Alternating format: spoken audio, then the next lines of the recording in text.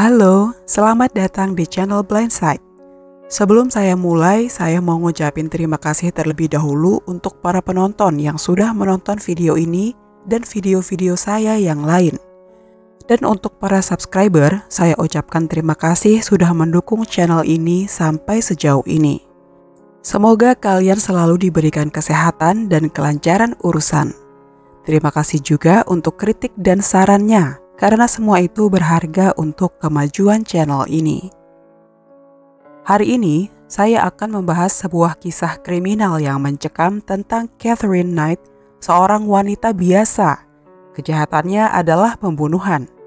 Namun cara dia menghabisi korbannya itulah yang menyebabkan dia menerima hukuman yang belum pernah dijatuhkan kepada terdakwa perempuan dalam sejarah Australia. Bagaimana kisahnya? Selamat mendengarkan. Bagian 1. Katherine Knight. Katherine Knight lahir di Tenterfield, New South Wales pada tanggal 24 Oktober tahun 1955. Ibunya bernama Barbara Rowan dan ayahnya bernama Ken Knight, tetapi itu ternyata adalah hubungan perselingkuhan antara Barbara dan Ken. Pada saat itu Barbara telah menikah dengan Jack Rowan, rekan kerja Ken Knight. Perselingkuhan tersebut merupakan skandal besar pada saat itu. Barbara meninggalkan keempat anaknya yang lain dan tinggal bersama Ken dan putri kembarnya yang baru lahir. Katherine adalah anak yang lebih muda dari keduanya. Hanya 4 tahun kemudian pada tahun 1959, Ken Knight meninggal sehingga keluarga tersebut pindah ke rumah nenek Barbara. Semasa hidupnya, Ken Knight adalah seorang pecandu alkohol dan melakukan pelecehan terhadap Barbara berkali-kali dalam sehari. Barbara menceritakan detail-detail intim dari pelecehan tersebut kepada kedua anak perempuannya. Katherine sendiri adalah korban pelecehan oleh anggota keluarga lainnya. Pelecehan ini terjadi hingga menginjak umur 11 tahun. Akibatnya, Katherine mengalami trauma dan memiliki amarah yang tak terkendali atas pelanggaran terkecil. Di sekolah menengah, Katherine lebih banyak mengurung diri dan pendiam. Tetapi, kadang-kadang dia menggertak teman sekelas yang lebih kecil darinya. Dia bahkan pernah menyerang seorang anak laki-laki di sekolah dengan senjata ketika tidak sedang dalam amarah yang membara. Katherine ternyata seorang gadis yang cukup menyenangkan. Dia bahkan mendapatkan penghargaan untuk perilaku yang baik. Katherine putus sekolah pada usia 15 tahun. Dia tidak pernah belajar membaca atau menulis dan segera bekerja di pabrik sebagai pemotong pakaian. Setahun kemudian, ia memulai pekerjaan yang menjadi impiannya, yaitu pemotong hewan di rumah jagal setempat. Di Australia, bisnis ini dikenal sebagai rumah potong hewan. Katherine naik pangkat. Dia dipromosikan menjadi juru masak dan menerima 1 set pisau daging sendiri. Katherine menyimpan pisau itu di kamarnya dan menggantungnya di atas tempat tidurnya. Ini untuk berjaga-jaga jika suatu saat dia membutuhkannya. Ini adalah sesuatu yang selalu dilakukannya dimanapun dia tinggal. Bagian 2. Perjalanan asmara Katherine. Pada tahun 1973, saat Katherine berusia 18 tahun, dia dan rekan kerjanya, David Stanford Kellett, mulai menjalin hubungan. Kellett dikenal sebagai peminum keras yang sering berkelahi dengan Katherine. Dia memiliki reputasi di Aberdeen, sebuah kota kecil di Australia, sebagai seorang petarung yang tidak takut menggunakan senjata pada siapapun yang membuatnya kesal. Secara pribadi, Katherine adalah yang paling dominan di antara keduanya. Namun, keduanya menikah pada tahun 1974 atas desakan Katherine. Ceritanya, kedua mempelai tiba di pesta pernikahan mereka dengan sepeda motor Katherine. Kellett yang jelas-jelas sedang mabuk berada di belakang sepeda motor. Pada upacara pernikahan itulah ibu Katherine membawa Kellett ke samping dan memperingatkannya dengan berkata, "Jika kamu membuat Katherine kesal, dia akan membunuhmu." Pada malam pernikahan mereka, kata-kata ibu Katherine menjadi kenyataan. Catherine mencoba mencekik Khaled gara-gara dia tertidur di atasnya setelah beberapa kali melakukan hubungan intim. Itu adalah kejadian pertama dari sekian banyak kejadian yang dilakukan Catherine pada suaminya. Pada suatu kesempatan saat hamil, dia membakar semua pakaian dan sepatu Khaled. Kemudian sebagai hukumannya, dia memukul kepala Khaled di bagian belakang kepalanya dengan penggorengan. Alasan dari semua itu adalah karena Khaled pulang terlambat. Padahal saat itu dia sedang mengikuti kompetisi panah dan berhasil mencapai final yang membutuhkan waktu yang lama. Khaled yang takut nyawanya terancam pun melarikan diri ke rumah tetangganya. Dia akhirnya pingsan dan dibawa ke rumah sakit untuk mendapatkan perawatan medis. Setelah diperiksa, ternyata ia mengalami patah tulang tengkorak yang cukup parah. Catherine yang takut ditangkap menenangkan diri dan meyakinkan Khaled untuk tidak mengajukan tuntutan yang membuat pihak berwenang cemas. Pada bulan Mei tahun 1976, Catherine melahirkan seorang bayi perempuan yang diberi nama Melissa Ann Khaled. Tak lama kemudian, Khaled meninggalkan Catherine untuk wanita lain. Dia juga meninggalkan Aberdeen dan pindah ke daerah Queensland. Catherine tidak menerima perlakuan ini dengan baik dan tak lama ia masuk rumah sakit St. Elmo di Tamworth. Catherine terlihat membawa bayinya dengan kereta bayi atau kereta dorong bayi menyusuri jalan utama di Aberdeen sambil bergerak dari satu sisi ke sisi lain. Catherine didiagnosis menderita depresi pasca melahirkan dan dirawat di rumah sakit selama beberapa minggu.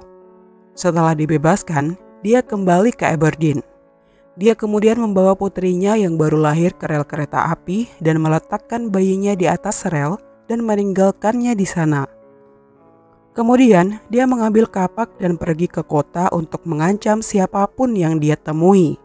Beruntung, ada seorang pria yang kebetulan berada di dekat rel kereta api membawa bayi Melissa tepat beberapa menit sebelum kereta akan tiba. Catherine sekali lagi dibawa ke rumah sakit St. Elmo dan sudah keluar keesokan harinya. Beberapa hari setelah dia keluar dari rumah sakit, Catherine kemudian menyerang seorang wanita dengan salah satu pisau dagingnya. Dia meminta untuk mengantarnya ke Queensland untuk menemukan suaminya. Dalam perjalanan ke Queensland, mereka berhenti di sebuah pom bensin. Di sana wanita itu berhasil melarikan diri dan menghubungi polisi.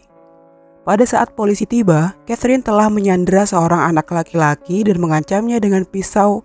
Polisi berhasil melucuti senjata wanita itu dengan sapu dan menyelamatkan bocah tersebut, lalu membawa Catherine ke dalam tahanan. Catherine dibawa ke rumah sakit jiwa Morisset. Saat berada di Morisset, Catherine berkata pada staf rumah sakit bila dia merencanakan pembunuhan montir di bengkel tersebut. Hal ini karena montir itu yang memperbaiki mobil Khaled dan membuatnya meninggalkan Catherine beserta putri mereka yang baru lahir. Setelah itu, rencananya adalah menemukan Khaled dan menghabisinya serta ibunya yang telah pergi ke Queensland untuk tinggal bersamanya. Ketika polisi memberitahu Khaled tentang rencana tersebut, Khaled dan ibunya pindah kembali ke Aberdeen untuk mendukung Catherine.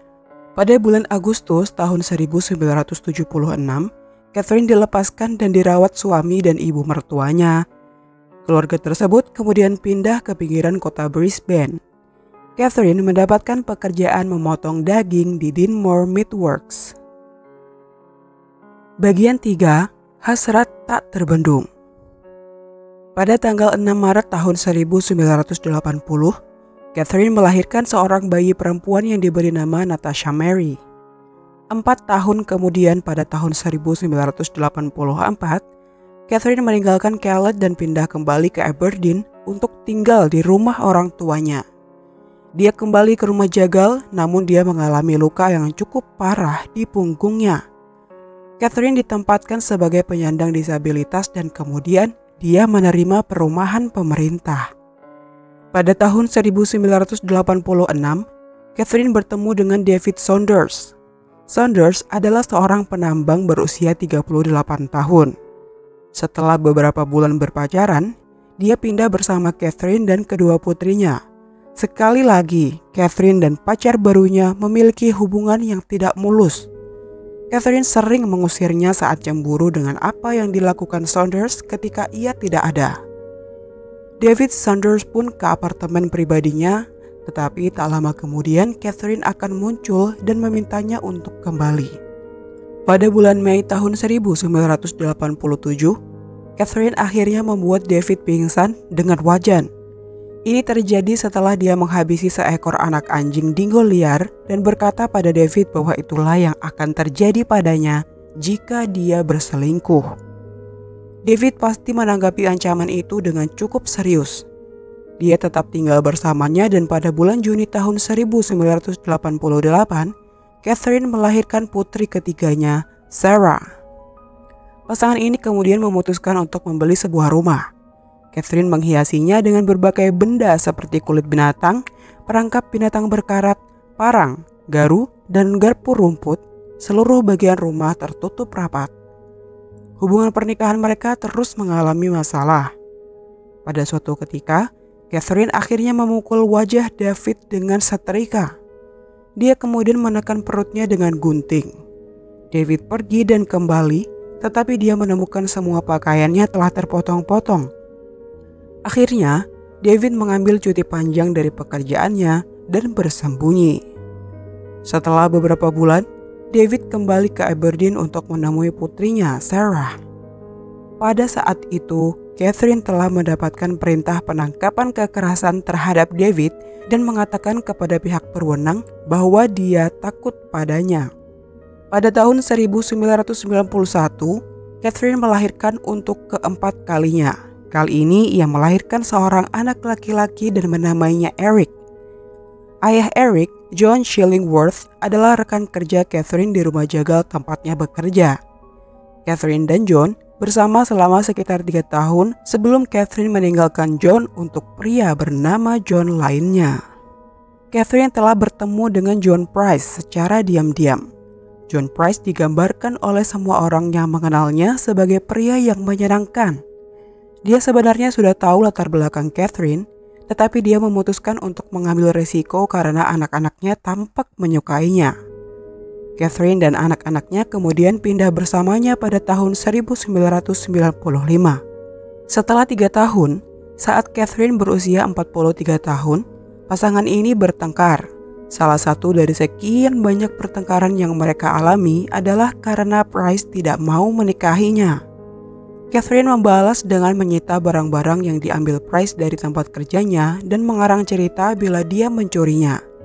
Kenyataannya, dia mengambil barang-barang itu dari tempat sampah.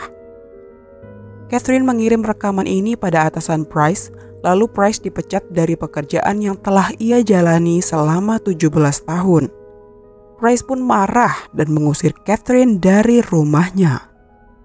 Perpisahan ini hanya berlangsung beberapa bulan dan Price kembali bertemu dengan Catherine. Kali ini, dia menolak untuk membiarkan Catherine masuk kembali. Pertengkaran mereka terus berlanjut dan bahkan meningkat.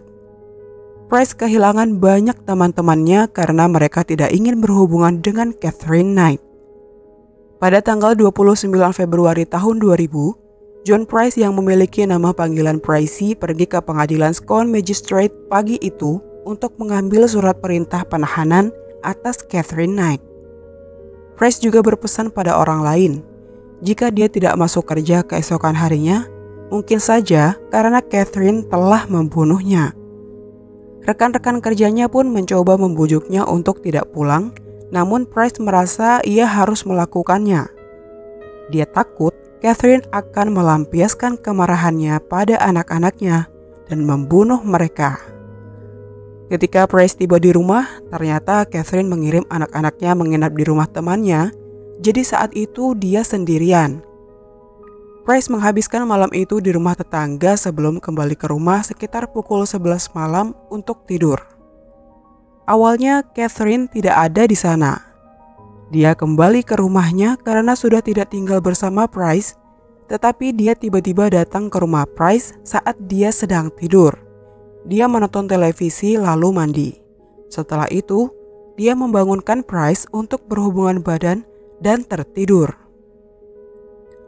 Keesokan harinya, ketika mobil Price masih berada di jalan masuk rumahnya pada pukul 6 pagi, tetangganya khawatir karena biasanya Price sudah pergi pada saat itu. Atasannya juga khawatir ketika Price tidak muncul dan mengirim karyawan lain untuk mencari tahu apa yang terjadi. Tetangga dan rekan kerjanya mengetuk jendela kamar Price, namun tidak ada jawaban. Saat itulah mereka melihat ada darah di pintu depan dan memberitahu pihak berwenang. Polisi tiba sekitar pukul 8 pagi dan mendobrak pintu belakang rumah Price dan segera menahan Knight yang koma. Saat dia terbangun, dia mengaku tidak memiliki ingatan apapun tentang malam sebelumnya. Bagian 4, nasib tragis John Price. Catherine menikam dada Price dengan pisau daging ketika dia sedang tidur. Jejak darah di rumah menunjukkan Price terbangun ketika itu terjadi. Dia berlari keluar kamar menuju lorong dengan Catherine yang mengejar dan berulang kali melakukan itu. Price rupanya berhasil mencapai pintu depan dan mampu membukanya, tapi bisa jadi dia diseret kembali atau tersandung, dan akhirnya dia kehabisan darah. Genangan darah banyak ditemukan di lorong rumahnya berukuran 1x2 meter. Setelah Catherine menghabisi Price, ia pergi ke mesin ATM lokal dan mengambil uang sebesar $1.000 dari rekening pacarnya itu. Adegan di dalam rumah sangat mengerikan. David Price telah ditikam hingga 37 kali di bagian depan dan belakang tubuhnya. Banyak dari luka tersebut yang menembus organ vitalnya, terutama di sekitar lehernya. Setelah Price meninggal, Catherine menunggu beberapa jam dan kemudian melanjutkan untuk menguliti Price sepenuhnya. Setelah itu, ia menggantungkan kulitnya pada pengait daging yang tergantung di atas kusen pintu. Dia telah melakukan pekerjaan yang sangat teliti sehingga dalam pemeriksaan postmortem, kulitnya dapat disatukan kembali ke tubuh Price. Setelah itu, Catherine memisahkan kepala Price. Kemudian dia memasak bagian yang telah dipotong, lalu menyiapkan seluruh makanan yang terdiri dari kentang panggang, labu, zucchini, kubis, labu kuning, dan saus. Dia menata meja bersama dengan kartu tempat yang dibuat untuk masing-masing nama anak Price dengan catatan yang bersifat balas dendam. Polisi menemukan makanan lainnya dibuang ke halaman belakang. Spekulasi yang beredar adalah Catherine telah mencoba memakannya, namun dia tidak sanggup. Kepala Price ditemukan di dalam panci masak bersama dengan berbagai macam sayuran. Panci tersebut masih hangat yang menandakan bahwa Catherine telah menyiapkan makanan mengerikan ini hingga dini hari. Ada juga potongan yang dipanggang di dalam oven. Catherine kemudian memutuskan untuk memotret tubuh Price. Dia menyampirkan lengan kirinya di atas botol soda kosong dengan kaki disilangkan. Pihak berwenang menemukan sebuah catatan yang ditulis Catherine yang terletak di atas foto Price. Foto itu memiliki potongan-potongan daging Price di atasnya. Bunyinya, "Saatnya aku membalasmu Jonathan karena telah memperkosa putriku. Anda untuk Beck, untuk Ross, untuk Little John. Sekarang bermainlah dengan si kecil John Stick John Price."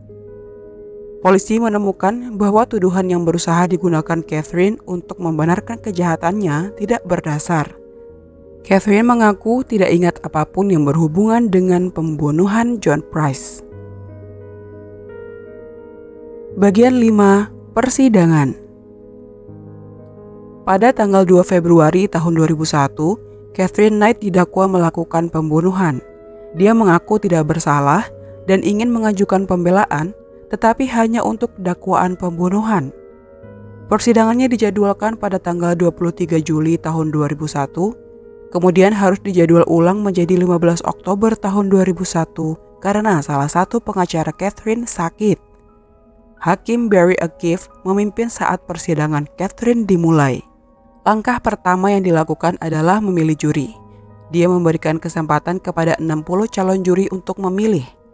Para juri dapat mengundurkan diri dari tugas mereka dengan alasan bahwa bukti foto yang akan ditampilkan akan terlalu berat untuk mereka tangani. 5 juri akhirnya mengundurkan diri. Hakim kemudian membacakan dengan lantang daftar saksi di pengadilan. Setelah itu, beberapa juri lainnya memutuskan untuk mengundurkan diri. Para juri yang tersisa adalah juri yang tidak hadir. Setelah mengabsen juri, pengacara Catherine berbicara kepada hakim tentang kemungkinan Catherine mengubah pembelaannya. Hakim menunda sidang keesokan harinya dan memerintahkan pemeriksaan kejiwaan untuk dilakukan pada malam itu juga. Hal ini dilakukan untuk menentukan apakah Catherine mengerti apa arti dari pengakuan bersalah. Keesokan harinya, persidangan dimulai. Catherine memutuskan untuk mengubah pembelaannya menjadi mengaku bersalah dan juri pun dibubarkan. Seandainya persidangan ini dilanjutkan, strategi tim pembela Catherine adalah mengklaim bahwa ia menderita amnesia atau disosiasi ketika menghabisi John Price. Sebagian besar psikiater merasa bahwa Catherine mungkin telah mengalami suatu bentuk disosiasi, tetapi mereka menganggapnya waras. Motifnya tampaknya adalah balas dendam karena Price tidak ingin menikahinya. Dia juga tidak mengizinkannya untuk kembali ke rumahnya. Pada titik ini, pada dasarnya dia ingin Catherine keluar dari hidupnya, tetapi Catherine tidak terima penolakan itu. Meskipun Catherine mengaku bersalah, ia tampaknya tidak bertanggung jawab atas tindakannya. Saat dijatuhi hukuman, Catherine menjadi histeris dan pada satu titik harus dibius. Hal ini terjadi setelah Dr. Timothy Lyons bersaksi dan menjelaskan bagaimana Catherine memenggal kepala dan menguliti Price. Hakim O'Keefe menjatuhkan hukuman penjara seumur hidup kepada Catherine Knight pada tanggal 8 November tahun 2001 dan memberi perintah padanya jangan pernah dibebaskan. Ini adalah pertama kalinya dalam sejarah Australia hukuman seperti itu dijatuhkan kepada seorang perempuan. Pada bulan Juni tahun 2006, Catherine mengajukan banding atas hukuman seumur hidupnya. Dia merasa hukuman tersebut terlalu berat untuk kejahatan yang dilakukannya. Panel 3 hakim di Pengadilan Banding Pidana NSW tidak setuju dan menolak banding Catherine. Ini adalah kejahatan yang mengerikan, hampir tidak dapat dibayangkan dalam masyarakat yang beradab. Hakim Peter McClellan menulis dalam putusannya. Catherine Knight saat ini adalah seorang narapidana di Lembaga Pemasyarakatan Wanita Silverwater di Sydney Barat. Julukannya di balik jeruji besi adalah The Nena. Begitulah akhir dari cerita Catherine. Terima kasih sudah menonton. Semoga ada pelajaran yang bisa dipetik dari cerita ini dan sampai jumpa di cerita-cerita berikutnya.